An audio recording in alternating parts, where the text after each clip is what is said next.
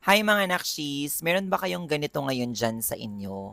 Ito yung ipinamimigay tuwing malapit na yung Holy Week. Yearly, madalas ang natatapat sa amin is yung mga ikalabing-tatlo or ikalabing-dalawang estasyon.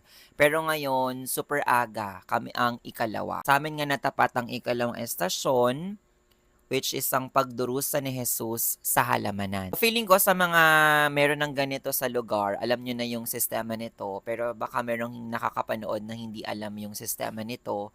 Ito po yung namimigay sila ng estasyon ng cruise bahay-bahay.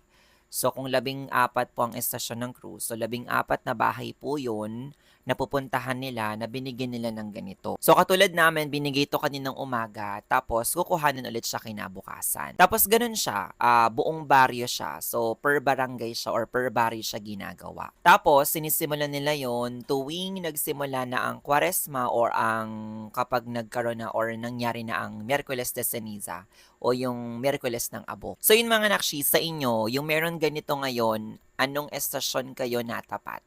Comment nyo yan sa comment section.